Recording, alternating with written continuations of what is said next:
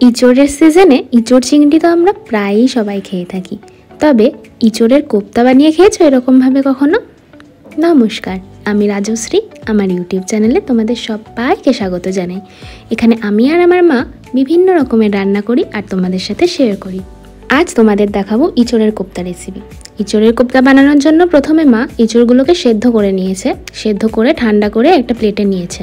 সেদ্ধ ইঁচড়ের সাথে একটা সেদ্ধ আলু নিয়ে ভালোভাবে ম্যাশ করে নিতে হবে।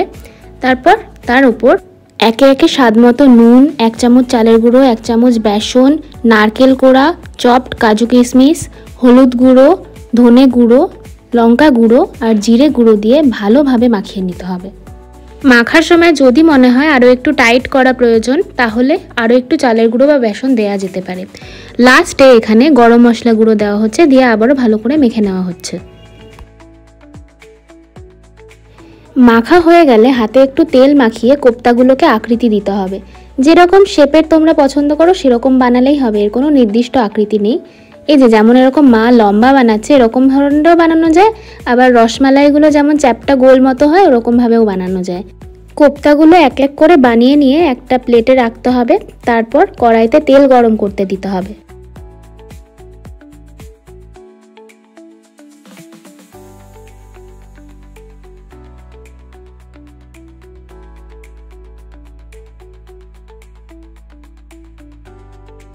কোপ্তাগুলো সব তৈরি করা হয়ে গেছে। এবার থালায় করে সাইডে রেখে মশলাটা তৈরি করে নিতে হবে।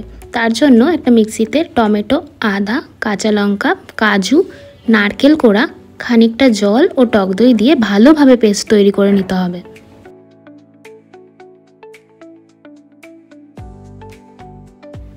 অন্যদিকে একটা কড়াইতে সাদা তেল গরম করে তাতে কোপ্তাগুলো একে একে দিয়ে উল্টে পাল্টে ভেজে নিতে হবে। ডুবো তেলে ভাজতে হবে, আর বেশি কড়া করে ভাজা যাবে না।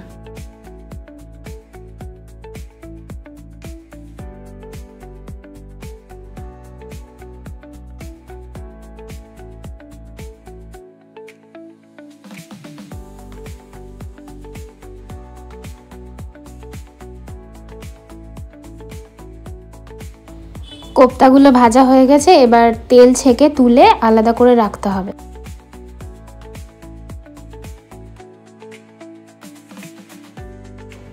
এবার গ্রেভি তৈরির জন্য একটা প্যানে সর্ষের তেল গরম করে তাতে জিরে, গরম মশলা, শুকনো লঙ্কা ও হিং ফোড়ন দিতে হবে।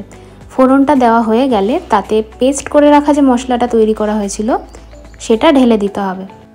ফোড়নের সাথে মশলাটা ভালোভাবে মিশিয়ে নিয়ে কিছুক্ষণ রান্না হতে দিতে হবে।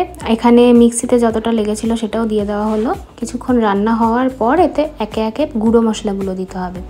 গুঁড়ো মশলার মধ্যে দেওয়া হয়েছে ধনে গুঁড়ো, জিরে গুঁড়ো, হলুদ গুঁড়ো, লঙ্কার গুঁড়ো আর কাশ্মীরি লঙ্কার গুঁড়ো। এগুলো দেওয়ার পর ভালোভাবে মিশিয়ে নিয়ে কিছুক্ষণ রান্না হতে দিতে হবে।